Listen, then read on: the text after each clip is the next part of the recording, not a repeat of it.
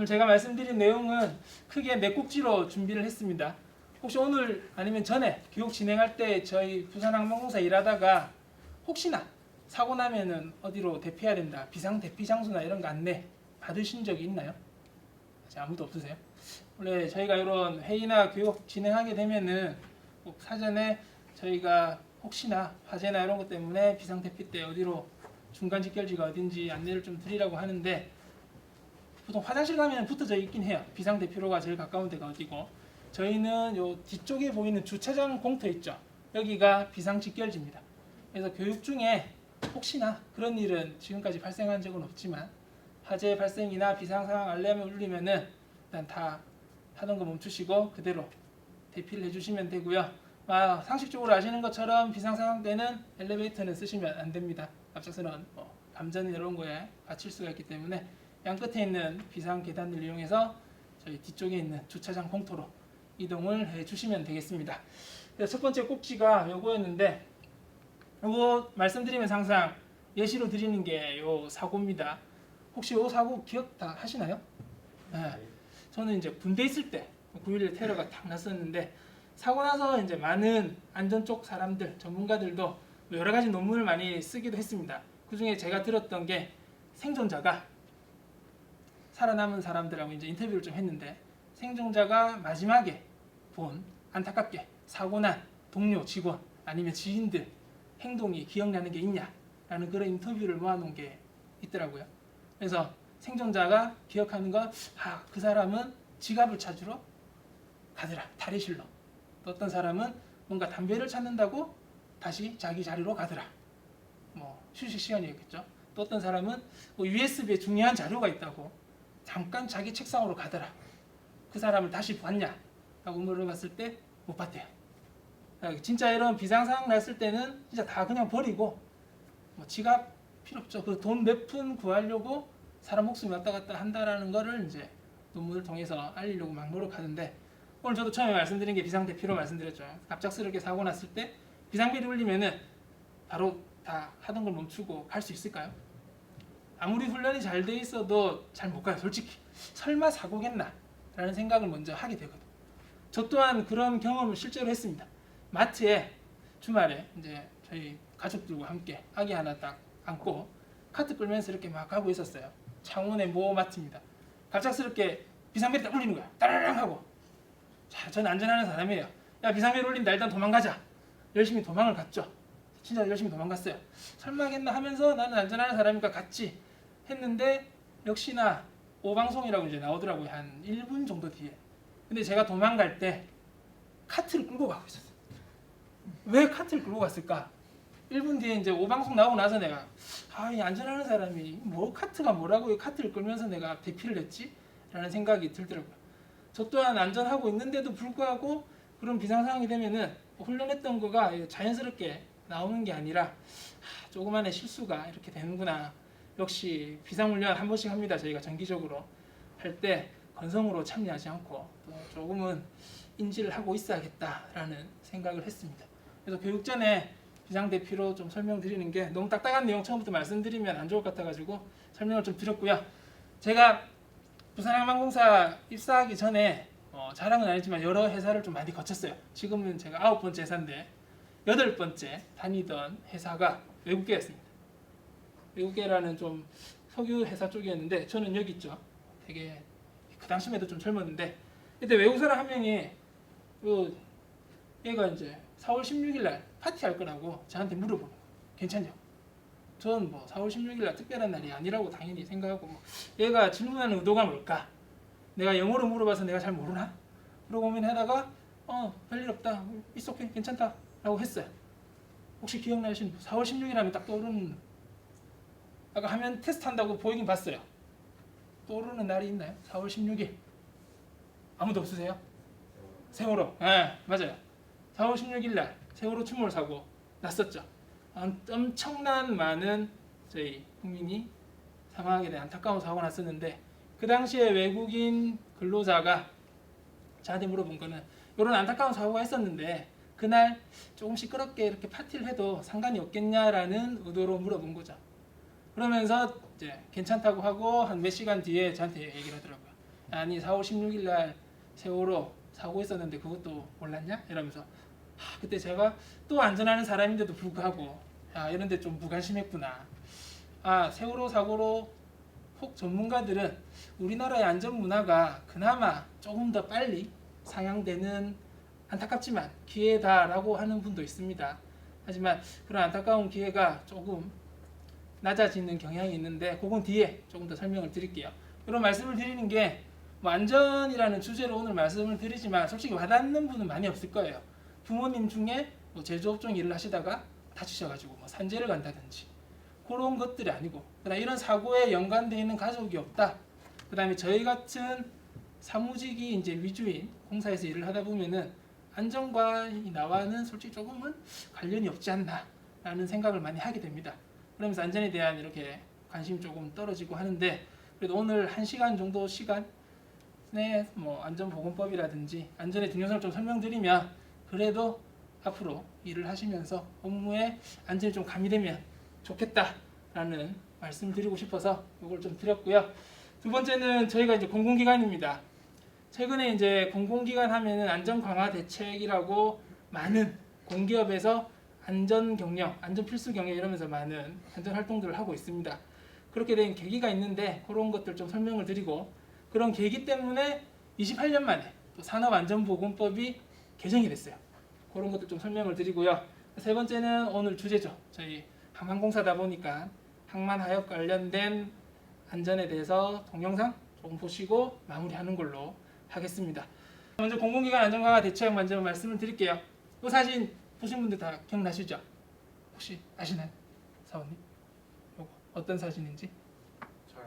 잘 모르겠어요. 혹시 반대쪽에 계신 분 혹시 아세요? 잘 모르세요? 이 사진이 작년 2019년 발전소에 일을 하시는 하청업체, 협력업체죠. 근로하시는 젊은 근로자가 일을 하다가 사망하게 됐고, 그 사망한 사람의 작업장이죠. 이제 탈의실 그쪽에서 나온 이제 비품입니다. 어떻게 보면 유품이죠. 안타까운 이 사진 한 장에 많은 언론이 나왔었죠. 공기업의 협력업체인데 안전관리가 잘 되지 않고 소중한 우리 국민, 특히 젊은 분이죠. 젊은 직원의 목숨을 앗아갔다. 이런 식으로 사회적으로도 큰 반향이 된 그런 사고였습니다. 실질적으로 사고 내용은 18년도 12월 달에 태안화력발전소에서 컨베이어 쪽에 일을 하시다가 끼어서 사망하게 된 사고입니다.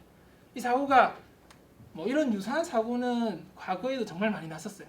저도 조선소에서 일을 했었지만 일을 하다가 안타깝게 다치고 찾아보면은 대학생 분이 방학 때 학비 벌려고 왔다가 사고 나고, 이런 안타까운 사고는 과거에도 많이 났는데 이 사고가 유독 조금은 조명을 받게 된 게 과거보다는 미디어가 많이 발달돼 가지고 소문이 빨리 퍼지죠.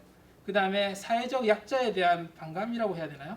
그런 것들에 대한 것도 많이 커지고, 뭔가 평등에 대한 그런 욕구도 커지고 해서 이 사고가 좀 큰 계기가 된 듯합니다.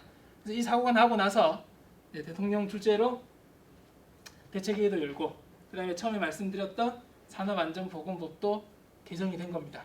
그래서 두 꼭지 중에 공공기관 안전강화 대책부터 설명을 조금 드리면은, 아까 잠깐 설명드린 것처럼 산업안전을 위해서 민간기업에 맡길 게 아니라 공공기관이 먼저 안전을 조금 더 신경을 썼으면 좋겠다, 신경을 써야겠다라고 해서 안전강화 대책을 만듭니다.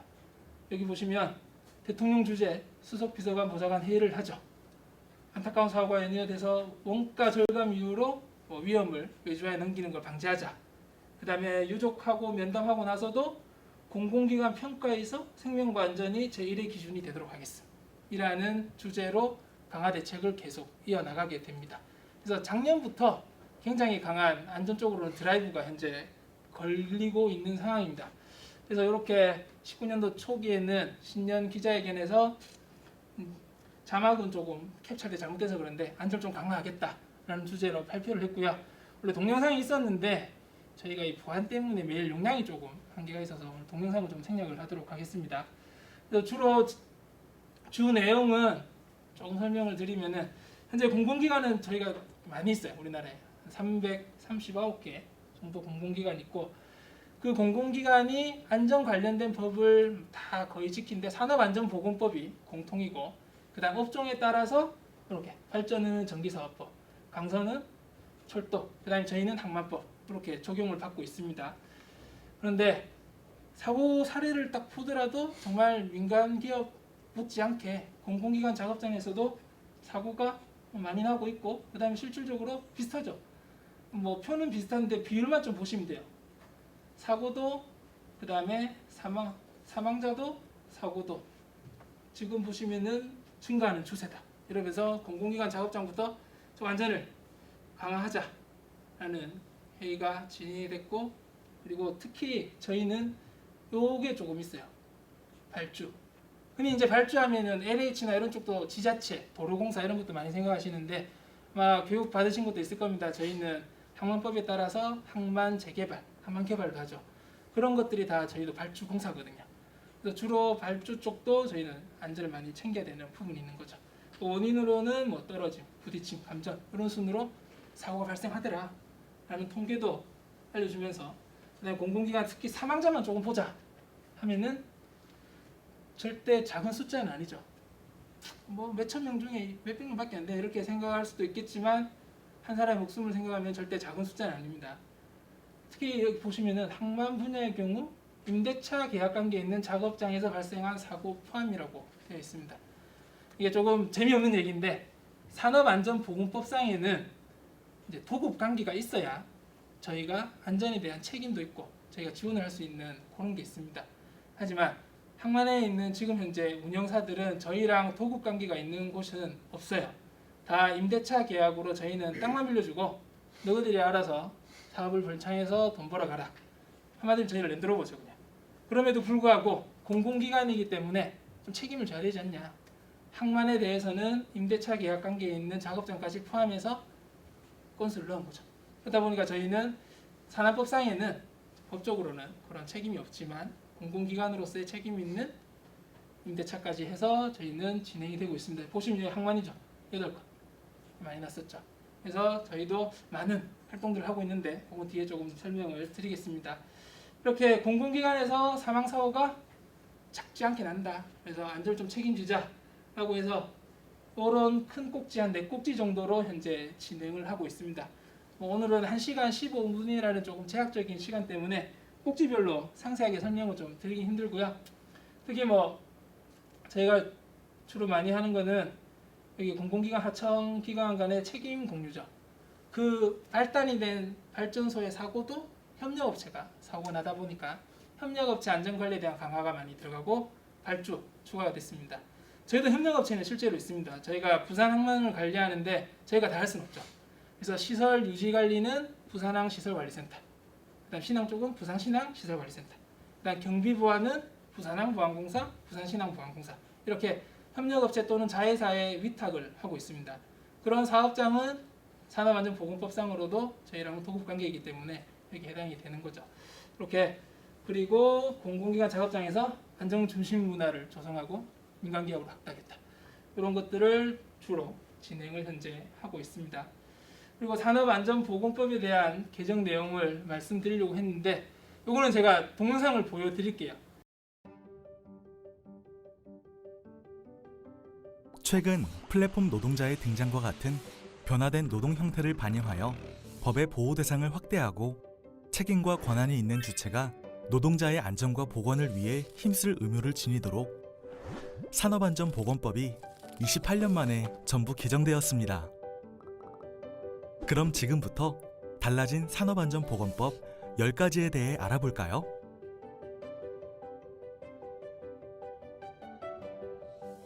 하나, 산업안전보건법의 보호대상 확대. 개정된 법에서는 보호대상을 근로자뿐만 아니라 특수형태 근로종사자, 배달 종사자를 포함하여 노무를 제공하는 자로 확대하였습니다.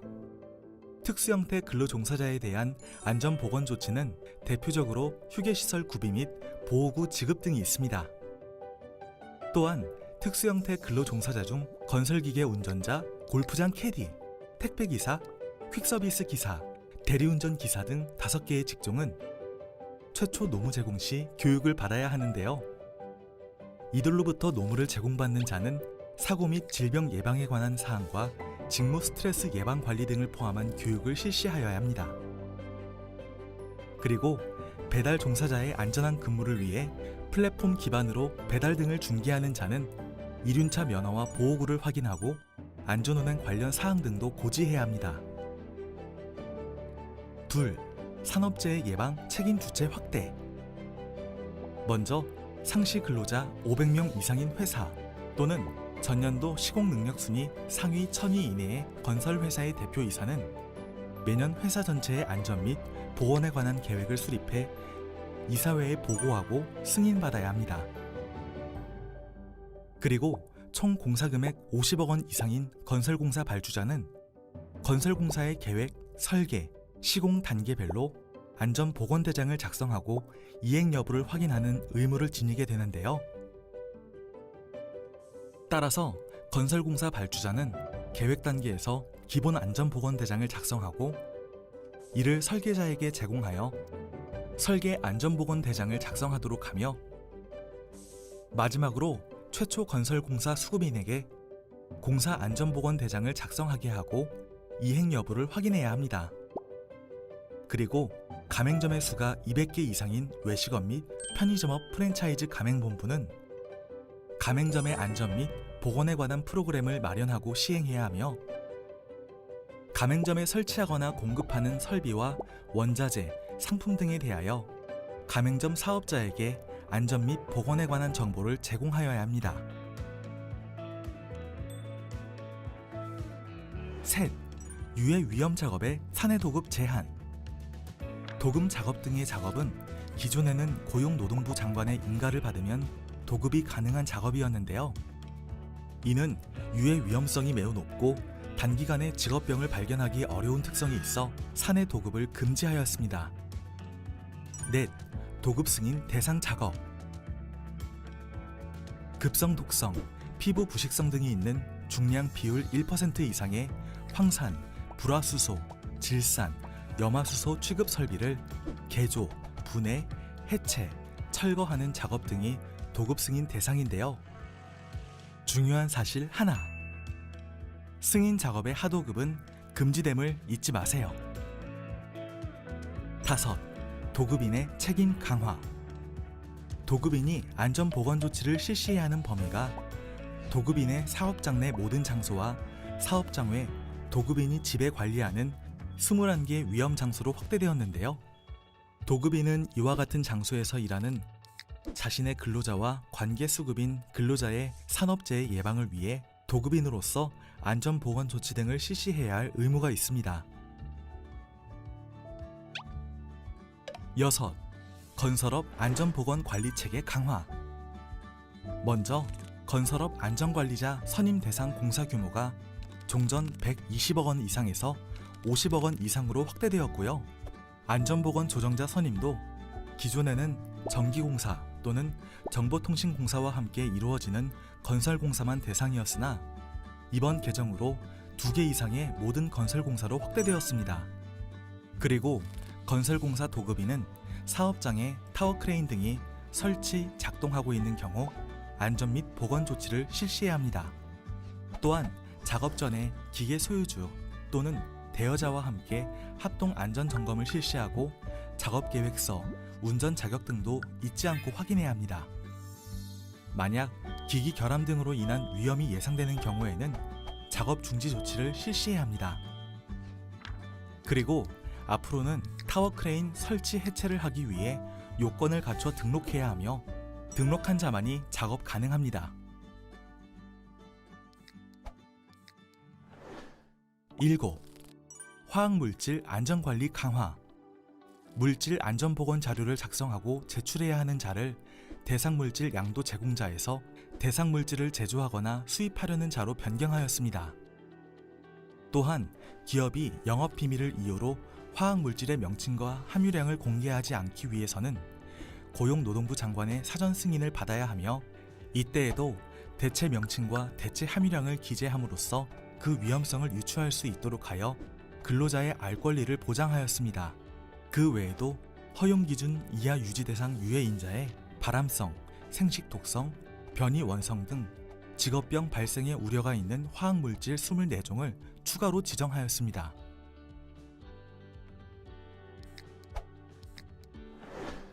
8. 화재 폭발 사고 예방. 관리 감독자가 작업 시작 전 점검을 하여야 할 대상에 용접, 용단 등의 화재 위험 작업이 추가되었습니다. 그리고 사업주는 환기 여부에 관계없이 건물 외부까지 화재 예방 조치를 실시하여야 하며, 아울러 작업 전 불꽃 비산 방지 등의 안전 조치 여부를 확인하고 작업 내용 및 조치 사항을 작업장의 서면으로 게시하여야 합니다. 또한 공정 안전 보고서 제출 대상 화학 물질 중 독성 위험도가 높은 물질은 규정량을 줄이고 독성 위험도가 낮은 물질의 규정량을 증가시키는 등 기준을 합리적으로 조정하였습니다. 9. 근로자 건강장애 예방. 상시 근로자 50인 이상의 육상 운송 및 파이프라인 운송 업종에도 보건관리자를 선임하도록 범위가 확대되었습니다. 또한 작업 환경 측정 및 특수건강진단 대상 유해 인자도 추가되었고요. 밀폐공간 작업 시의 안전조치도 강화되었죠. 산소 및 유해가스 농도 측정은 미리 하는 것에서 작업 시작 전에 하는 것으로 그 시기를 명확하게 규정하였습니다. 또한 작업 근로자뿐 아니라 감시인에게도 사고 시의 응급조치 요령, 안전한 작업 방법 등을 주지하도록 하였습니다. 10. 사업주 등의 처벌 강화. 안전보건조치 위반으로 5년 이내 동일한 죄를 범하여 근로자 사망 시 형의 2분의 1까지 가중처벌할 수 있게 되었으며, 근로자 사망으로 인해 유죄 판결을 선고받거나 약식명령 고지 시 200시간 내 수강명령을 병과할 수 있습니다. 또한 근로자 사망 시 법인 사업주 또는 도급인에 대한 벌금형을 10억 원으로 상향하였습니다. 지금까지 개정된 산업안전보건법을 10가지로 정리하여 알아보았는데요. 개정된 법은 2020년 1월 16일부터 시행되었습니다. 노동자와 사업주 모두 안전하고 행복한 그날까지 사업주는 실천하고 노동자는 협력해야 합니다. 함께 지킬 안전, 모두가 누릴 권리.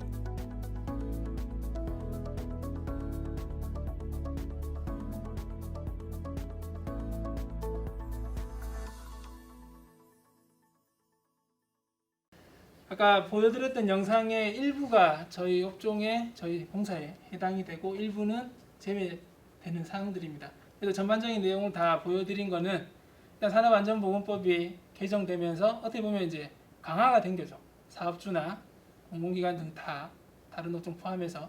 그래서 전반적인 이런 분위기는 산업안전, 특히 안전에 대해서는 조금 더 강화되고 있는 분위기다. 이런 것들 좀 인지하기 위해서 전체를 보여드렸고요. 그중에 저희 쪽에 해당되는 것 제일 많이 좀 해당되는 부분이 발주자입니다. 건설본부에 이제 어떻게 누가 가실지는 모르겠지만 저희가 아까 말씀드린 대로 항만건설이나 재개발 사업 이쪽에 진행되고 있는 발주공사 관련해서는 전반적인 계획, 설계, 시공 단계에서 좀 안전을 챙겨라 라는 것들이 이제 법적으로 진행이 되는 거죠. 그다음에 뭐 사업주가 지켜야 되고 어기게 되면은 뭐 가중처벌을 받는다 이런 내용도 있었는데, 솔직히 오늘 여기 앉아 계신 분들은 이제 근로자, 노동자로서 지켜야 될 재미없는 법조항 몇 가지만 좀 안내를 드릴게요. 여기 보시면 노동자는 기본적인 권리를 알아야 되고 또 기본적인 의무를 알아야 한다라고 되어 있습니다. 권리 중에 하나는 이것도 최근에 생긴 건데, 이런 일은 없겠지만 혹시나 위험한 작업을 하게 된다, 아 진짜 내가 일을 하다가 다칠 것 같다 라고 하면은 이제 본인 스스로가 작업 중지하고 그 장소를 대피할 수 있습니다. 그 다음에 아까 영상에도 잠깐 나왔는데 물질안전 보건 자료 정보 요구할 수 있고, 저희 같은 환경에는 거의 없죠. 다만 이제 에너지나 이런 쪽에는 뭐 신재생 물질을 쓴다든지 이런 데 발생할 수 있지만 저희는 거의 없고요. 그리고 사업장 작업 환경 측정 시 결과에 대한 설명을 요구할 수 있습니다. 그것도 저희는 없고요. 권리 중에 하나가 안전보건활동 참여권이라고 개인 또는 노동조합을 통해서 참여할 수가 있습니다. 그리고 사업주의 법 위반 사실을 신고할 권리도 있습니다. 위반하고 있는 사항은 현재 없습니다. 하지만 그런 것들을 발견한다면 신고할 수 있는 권한이 있다라는 것은 알고 계시고, 그다음 의무 몇 가지 설명을 좀 드리면은 온라인으로 안전교육 다 진행을 하셨나요? 산업안전교육 이것도 법적으로 해야 되는 겁니다. 안전보건교육이수라고 31조에 나와 정기 채용 시, 그다음 작업 내용 변경, 특별교육 시 사업주가 하는 교육에 참여해야 된다라고 되어 있는데, 저희는 채용시 교육이 온라인으로 8시간 진행되고요. 정기교육도 저희는 온라인으로 진행을 하고 있습니다. 그래서 분기별로 정기 교육을 실시를 해라고 문의 나갈 겁니다. 그러면은 이것도 산업안전보건법상의 근로자, 노동자의 의무라고 생각을 해주시면 되겠습니다. 그 다음에 건강진단이에요. 저희도 1년에 한 번씩 진단을 실시를 하고 있습니다. 그래서 바빠서 좀 바빠서 못 갑니다. 그렇게 얘기하면은 산업안전보건법상 위반 사항이에요. 실제로 저희가 작년에 2018년 아까 봤던 발전소 사고 나고 나서 고용노동부에서 전 공공기관을 특별 점검을 실시를 했습니다. 저희 공사도 마찬가지고요. 그때 많은 과태료를 낸 사항 중에 하나가 요거였어요. 건강진단 미희행. 조사해보니까 바빠가지고 그 해당 연도에 못 받아서 넘어간 거죠. 그럼 저희는 법적으로 정기적으로 진단을 받도록 되어 있는데 못 받아가지고 과태료를 실제로 낸 상황이 있습니다. 이런 것들은 의무이기 때문에 아무리 바쁘시더라도 본인의 건강을 위해서 하는 거죠. 건강진단을 꼭 진행을 해주시고요.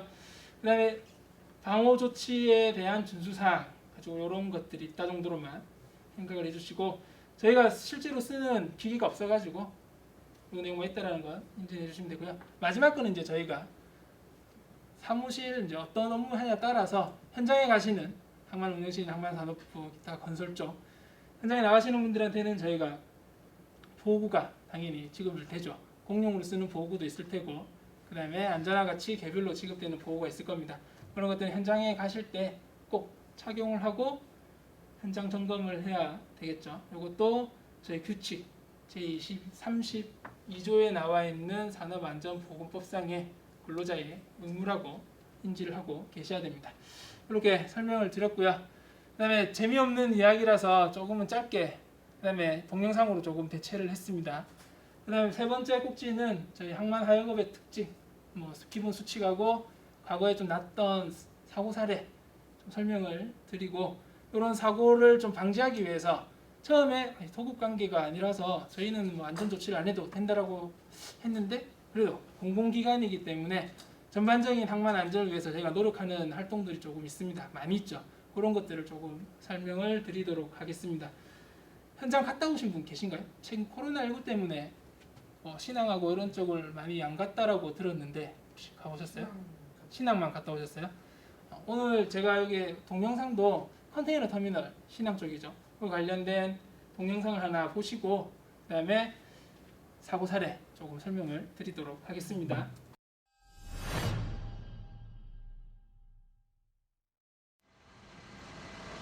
본선을 기준으로 에이프런에서 본선으로부터 적양화되는 컨테이너에 검수, 검량 등의 업무를 수행하는 언더맨과 본선에서 승선하여 적양화되는 컨테이너를 본선의 정해진 위치에 안전하게 작업할 수 있도록 확인 및 지시하는 본선 작업자로 구성되어진 하역 근로자.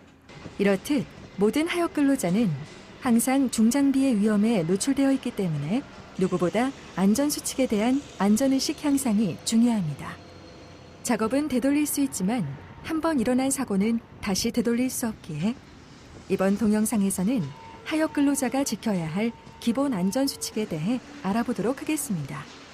본격적인 교육에 앞서 먼저 하역 근로자가 지켜야 할 안전복장과 보호구에 대해 간략하게 살펴보도록 하겠습니다.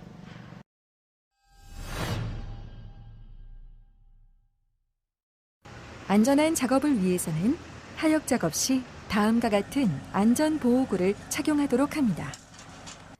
하역 근로자의 경우 하역 작업에 동원되는 모든 작업자를 비롯하여 포맨에 착용 지시가 있을 때 선박, 하역 크레인에 20m 이내로 접근하는 경우에는 반드시 안전보호구를 착용해야 합니다. 특수한 화물이나 특수한 작업 여건 하에서 포맨이 승인한 경우를 제외한 모든 작업자는 안전화와 안전모를 착용하여야 합니다. 소음 발생 장소 등 필요한 곳에서는 귀마개를 착용하여 하역 작업에 필요한 관련 안전 장갑을 착용합니다. 필요에 따라 먼지가 많은 작업 환경, 독성 화학물질 등으로 인한 오염된 공기로부터 몸을 보호해야 하는 본선 작업에서는 마스크, 보호 안경을 착용하는 것이 좋습니다. 안전보호구는 작업 환경에 맞게 방수, 방안, 미끄럼 방지 등이 고려되어야 하며 고소 작업을 할 경우에는 반드시 안전벨트를 착용해야 합니다. 또한 안전보호구는 관련법에 따라 승인된 규격 제품을 사용할 수 있도록 합니다. 끝으로 하역 작업 시에는 다음의 조건에 맞는 고선명도 야광조끼를 착용할 수 있도록 합니다. 야광조끼는 선명한 형광성 물질과 역반사 물질을 통해 차량 불빛 등에 작업자가 선명하게 보일 수 있는 것이어야 하며 수용 가능 면적이 형광물질은 0.5제곱미터, 역반사 물질은 0.13제곱미터이어야 합니다. 하역 근로자 여러분, 지금까지 살펴본 올바른 안전복장과 보호구에 대해 잘 숙지하셨나요? 작은 것 하나부터 확인하고 기본 안전 수칙을 잘 준수해 나간다면 재해 없는 건강한 일터 충분히 만들어 나갈 수 있습니다.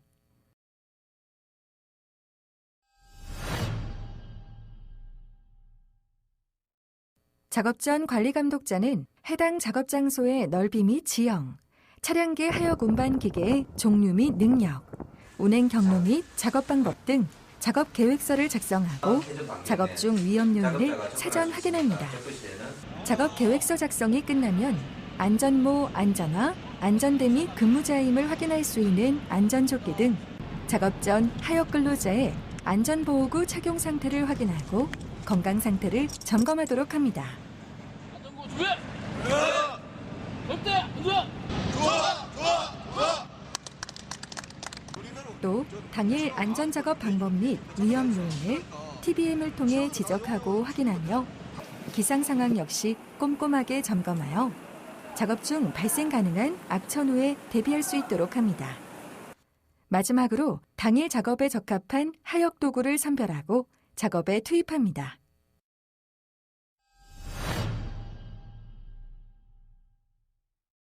작업 중 확인해야 할 사항들을 살펴보면 하역 근로자의 안전보호구 착용 상태를 수시로 확인하고 본선 승하강을 위한 현문 사다리의 설치 및 안정망 설치 상태를 확인합니다.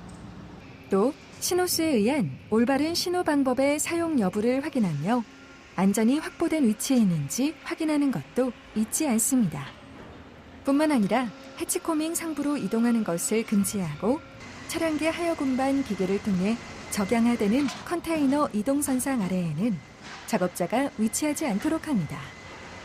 A프런에서 운행 중인 야드 트랙터의 이동선상에 하역 근로자는 접근하지 않으며 수시 주변 확인으로 작업 중 부주의로 인한 위험구역 접근을 사전에 통지합니다.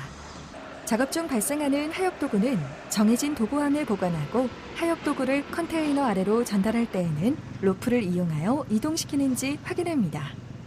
컨테이너 상단 고소 작업 시에는 안전대를 착용하고 작업에 임하며 본선 및 육상 작업 시에는 지정된 작업 위치를 이탈하지 않습니다. 마지막으로 야간 근무자는 필히 식별이 가능한 반사판이 부착된 안전조끼를 착용하고 작업에 임하도록 합니다.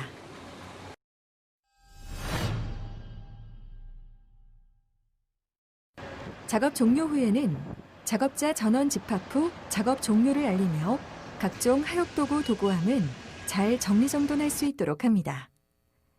관리감독자는 운영팀에 작업 종료를 보고하고 이동 차량을 통해 안전하게 대기실로 이동합니다.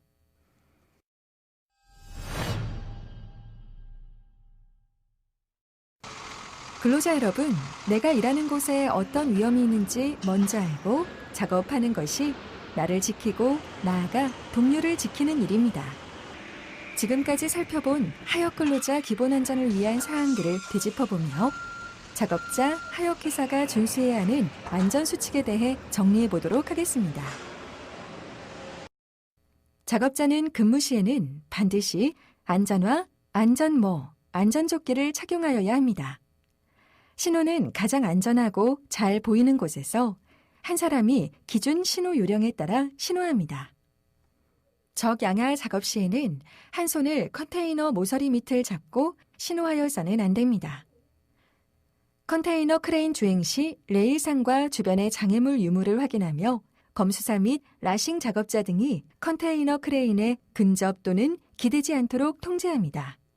개방된 해치와 해치 사이 통로로 통행하여서는 절대 안 되며 대피 지역을 먼저 선정한 뒤 신호에 임합니다.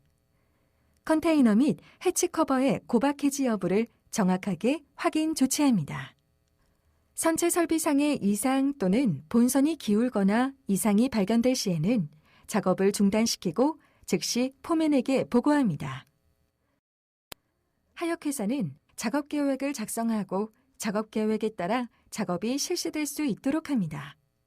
작업 시작 전 시설 및 장비, 기계, 기구의 사전 점검을 확인합니다.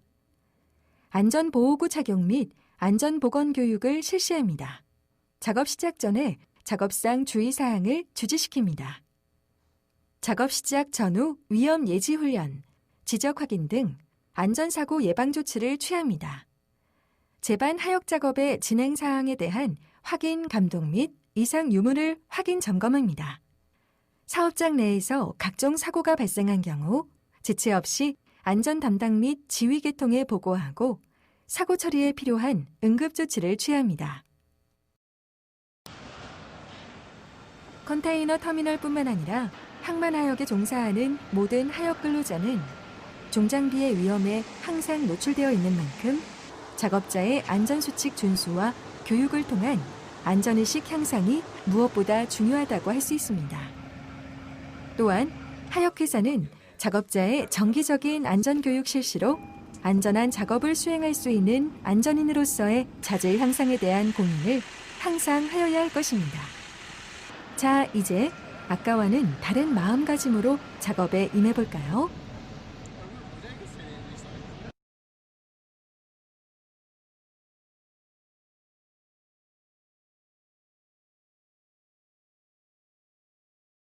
근로자에 대한 영상이죠. 어떻게 보면 지금 앉아 계신 분들하고는 딱히 크게 연관은 없습니다. 그래도 저희 아까 처음에 설명드린 대로 저희는 항만의 전반적인 안전을 위해서 지원 활동을 좀 하고 있어요. 그래서 그런 지원 활동, 그다음에 R&D 개발 그런 것들 하려면은 일단 항만 작업이, 그다음에 항만에서 일하시는 분들이 어떤 일을 하시는지는 대략적인 내용은 알아야겠죠. 그래서 현장 많이 안 가보시고 해서 이 내용 동영상을 조금 말씀을 드렸고요. 항만 하역업은 지금 보시는 화면에 약간 특징이 있습니다. 항운노조라는 조금 특별한 단체를 통해서 하역사에서 작업이 있으면 우리 이 인원이 필요하다 하면 항운노조에서 인력을 세고, 그래서 일하는 사람은 한 곳인데 고용하는 곳은 여러 군데가 있는, 체제가 있는 곳이고요. 그 다음에 스케줄에 따라서 조금은 급하게, 때로는 여유있게, 거의 여유있게 일하는 건 많이 없죠. 거의 급하게 시간을 맞춰서 일해야 되는 그런 특징. 그 다음에 자동화가 많이 되고 있고, 자동화를 뭐 스마트 항만이라고 추진을 많이 하고 있지만 아직까지, 그리고 향후 긴 시간 동안은 노동집약적인 산업일 수밖에 없습니다. 그리고 혼자 일하는 것보다는 아까 보셨던 영상에서처럼 여러 가지 작업 근로자들이 같이 일하는 협동체계를 하고 있고요. 그리고 맨 마지막에는 뭐 저희 공공기관도 마찬가지죠. 항만이라는 게 저희 수출, 수입, 경제에 조금 공적 서비스 작업이라는 특징이 있습니다. 항만 근로자 재해 현황을 보면은 최근 아까 8건이었죠, 사망사고가. 최근에 사망사고가 많이 발생했다라고 느낄 수 있지만 지금 재해 현황을 보시더라도 결국 다른 산업에 비해서 안전하다, 조금은 괜찮은 작업이다라고 말은 못 드려요. 지금 보시는 표처럼 산업 전체에 비해서 수상, 운수, 항만, 하역, 화물 취급에서 일을 하시는 분들이 재해를 입는 비율이 더 높게 나옵니다. 실질적으로 한 미디어에서도 항만 노동자 재해율이 유사업 중에는 5배 정도로 높다라고 이야기를 하고 있습니다. 자, 아까 영상 잠깐 봤지만 왜 높냐 보면 프로세스별로 조금만 설명을 드리면, 아까 선내 작업 하면 조금 많이 봤었죠. 크레인으로 컨테이너 왔다 갔다 하는 선내 작업부터 해서 그다음에 배 잡을 때 줄잡이, 이송 작업, 이때는 협착, 충돌, 그다음에 떨어지는 사고가 많이 발생을 할 수가 있고요. 그다음에 상하차 냉동 작업 이때도 마찬가지로 장비, 중장비가 많이 있기 때문에 사고 위험은 이제 게임이라든지 부딪힘, 아니면 넘어짐 이런 사고가 많이 발생을 합니다. 그다음에 게이트 쪽에는 차량들이 많이 왔다 갔다 하니까 교통사고 위험이 높은 그런 공정별로의 위험 포인트가 조금 다르게 나타나고 있습니다. 오늘은 이 정도로 이런 프로세스에 뭐 이런 위험이 있다. 아까 영상 보신 거하고 이걸 조금 이해를 해주시고요. 최근 5년간의 안전사고 발생 현황을 간단하게 좀 말씀을 드리려고 하는데 최근 2년간 중대재해 개요 보시면은 대부분이 크레인 작업이라든지 크레인, 컨테이너 고수라던 풍선보드 글로벌 충돌하여 사망, 그리고 YT 거의 다 장비에 의해서 사고가 많이 나고 있죠. 그 다음에 여기도 보시면 컨테이너 크레인이 통제불능으로 컨테이너가 바닥에 떨어졌고 당시 그 밑에 사람이 없어야 되는데 안타깝게 사람이 있어가지고 또 압사된 사고. 여기도 보시면 기계 오작동으로 스프레드에 끼인 사고. 여기도 보시면 보행하던 사람이 YT라고 그러니까 컨테이너를 싣고 옮기는 야드 트랙터입니다. 거기에 충돌한 사고. 그리고 검수자와 근로자가 또 컨테이너 사이에 끼인 사고. 이런 것들 사진으로 설명을 드리면 조금 더 이해가 되고 될 텐데 글로만 좀 설명을 드리고요. 아까 영상에서 많이 이야기했죠. 항만 쪽에는 중장비를 이용해서 작업을 하기 때문에 중장비 관련된 사고가 좀 많이 있다. 실질적으로 사고 난 사례를 봐도 중장비로 사고가 많이 나고 YT라는 항만에서만 쓰는 야드 트랙터라는 운송 장비로 또 사고가 많이 나고 있습니다. 그래서 이러한 사고를 좀 예방하기 위해서 다른 사고들도 저희들이 주로 하는 활동들이 몇 가지만 좀 안내를 드리겠습니다. 먼저 공통된 그런 안전 수칙이 조금은 없었다. 왜냐면 처음에 말씀드린 대로 저희는 임대하고 각 하역사에서 나름의 회사만의 자기 지침을 만들어서 안전 관리를 하고 있죠. 하지만 그 하역사에는 그 하역사에 종속된 근로자만 일하는 게 아니라 선용품 관련 다른 업종에 있는 사람들도 방문해 가지고 같이 작업을 진행합니다.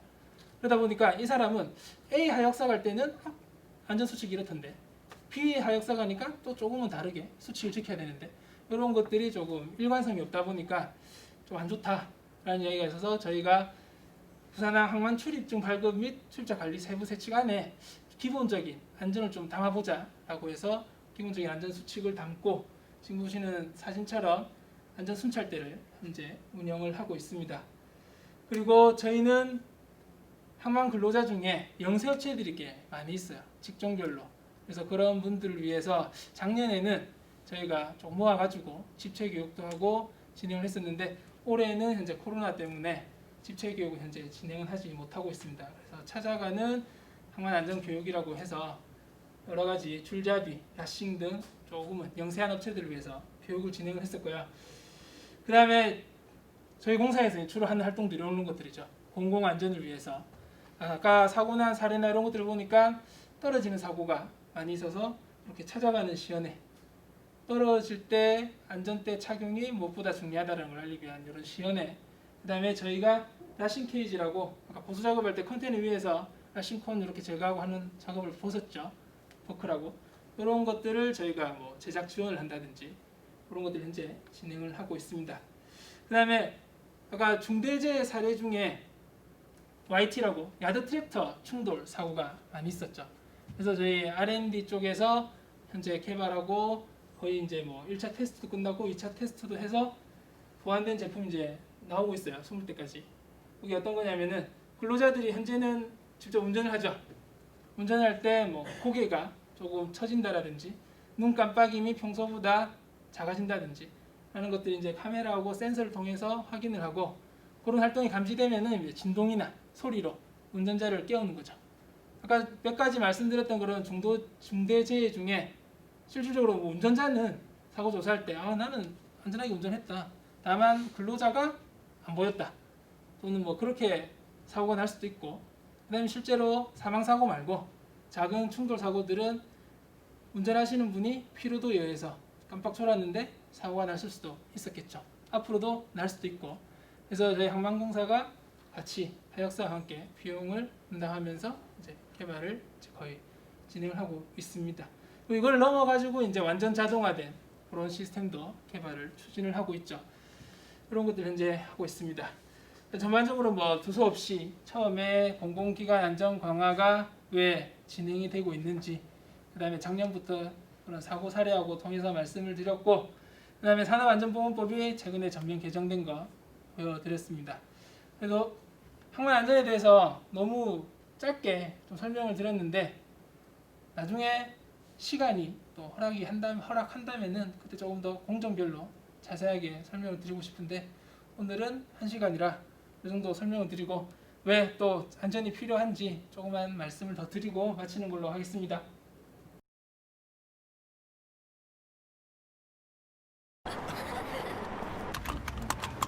안전벨트 맸어?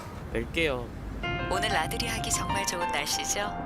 이런 날은 가족과 함께 떠나보시는 건 어떨까요? 일산의 김민수 학생의 사연입니다. 뭔가 큰 실수를 하셨나 봐요.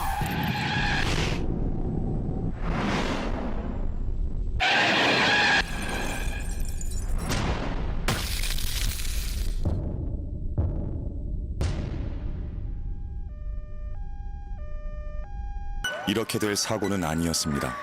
뒷좌석 안전띠만 맸다면 뒷좌석 안전띠가 법제화되면서 고속도로 나가거나 하면은 잘 차야겠다라는 생각도 하고, 약간 안전 쪽에 좀 가져오면은 먼저 요 분이죠. 사건의 발단이. 이 사람이 어떻게 보면은 산업 안전이나 저희 작업장에 오면은 안전 수칙을 안 지킨 사람이죠. 그러면 안전 조치를 안 하게 되면은 아까 산업안전법 개정돼 가지고 이제는 7년 이하의 징역 또는 1억 원 이하의 벌금을 저희가 내야 됩니다. 그리고 혼자 다치는 게 아니죠. 안전수칙을 안 지키면은 저희뿐만 아니라 다른 사람도 다치게 된다는 걸 보여준 사례죠. 그 다음에 이분 제일 어떻게 보면 동영상에 나온 사람들 중에는 제일 안타까운 사람이죠. 이분은 갑작스럽게 가족을 다 잃었어요. 그러면은 이분은 외상후 애도 증후군이라고 갑작스럽게 가족을 잃게 되면 극심한 스트레스 속에 살게 되는 거죠. 자, 그 다음에 또 한 분 더 있어요. 이분 어떤 잘못이 있죠? 이분은 어떤 잘못이 있죠? 잘못이라기보다는 이걸 좀 했으면 좋았을 텐데 없나요? 그냥 인상만 쓰죠. 벨트 차라고 했는데 인상만 쓰고 그냥 방관하는 거죠. 어떻게 보면 방관이 하면은 사고가 날 수 있는 거죠. 안전 쪽에서는. 그 다음에 마지막 이분은 동영상 때문에 뭐 어쩔 수 없는 상황이었긴 하지만 이분이 조금은 개선됐으면 좋겠다라는 거 있나요? 그렇죠. 이분도 말만 했죠. 안전벨트 차라고 말만 하고 그냥 확인은 안 하고 실질적으로 자기가 채워주든지, 원래 예전에 뭐 데이트 같은 거 하면 남자가 타고 여자가 타면 이렇게 안전벨트 채워주고 하죠. 그런 것처럼 채워줬으면 그런 사고는 안 났었겠죠.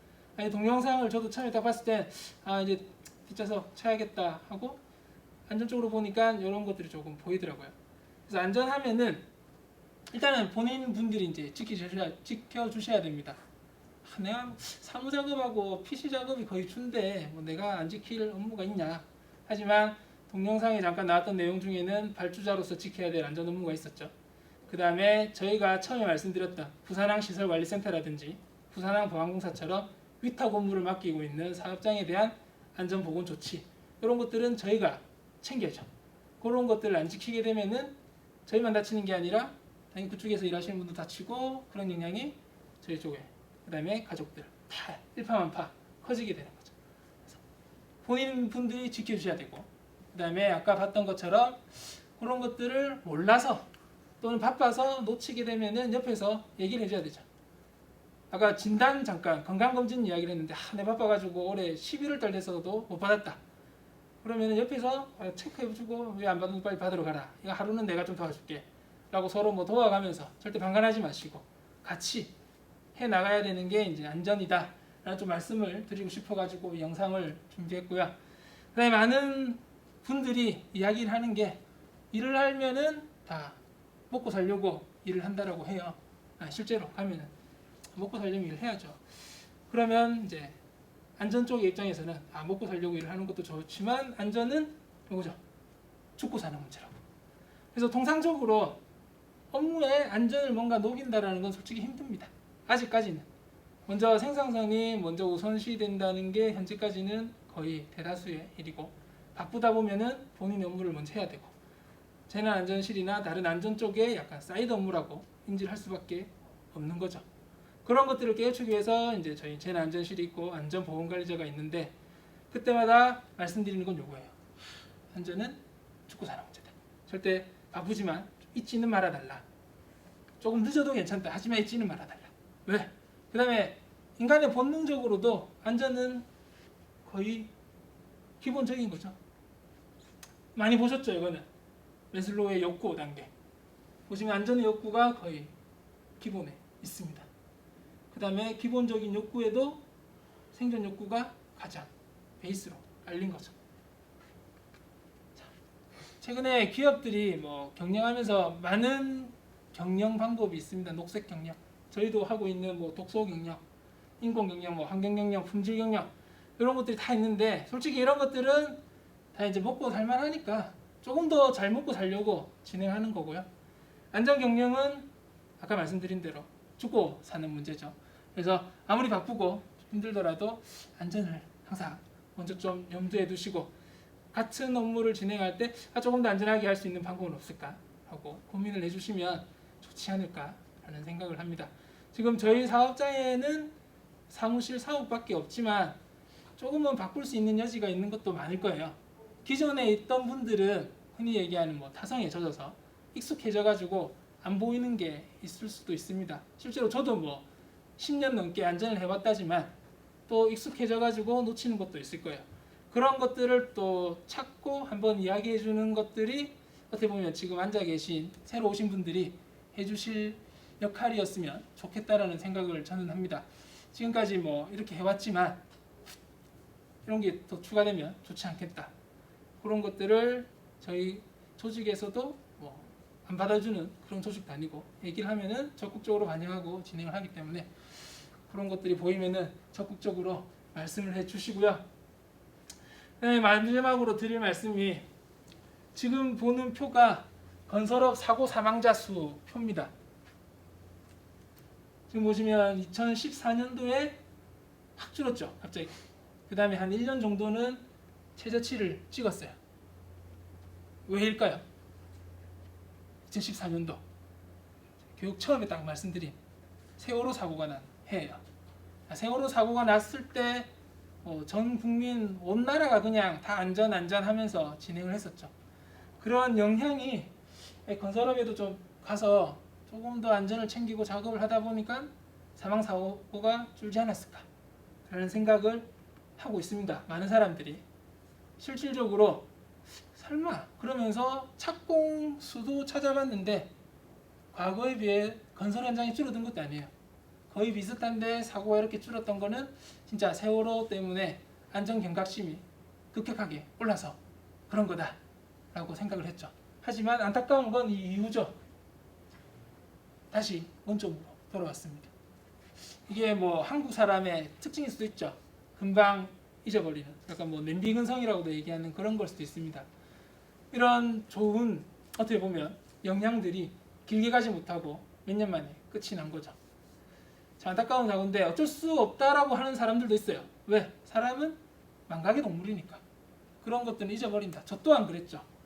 외국 사람이 저한테 4월 16일 날 파티해야 되냐 물어봤을 때 저 또한 까먹었으니까 2년 만에 오늘 몇 가지 막 두서 없이 산업안전보건법 개정된 거하고 하여 근로자 안전 이런 걸 말씀드리고 안전 경영이 필요하다라고 말씀을 드리면서 맞아 하면서 고개를 끄덕이고 할 수는 있습니다. 하지만 끝나고 나면 또 까먹을 수 있어요.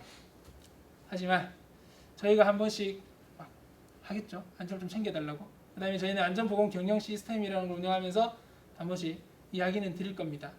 그럴 때 안전 바쁜데 이런 건 좀 뒤로 가야지 이렇게 생각할 수도 있지만 뒤로 가도 상관이 없긴 없어요. 저는 솔직히 챙겨만 주시면 됩니다. 언젠가는.